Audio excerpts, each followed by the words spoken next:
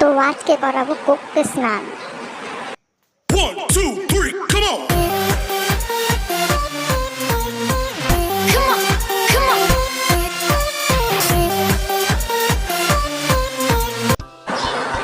না বাবা, এরকম মন খারাপ করে শুয়ে আছে, একটু আদর করে নি স্নান করানোর আগে।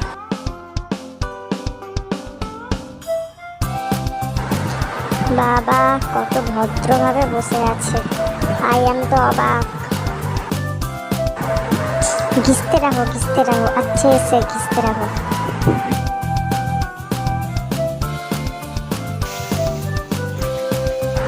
ठंडे ठंडे पानी से नहाना चाहिए। ব্যাস দেখো দেখো, এই যে শয়তানি শুরু। খুঁজা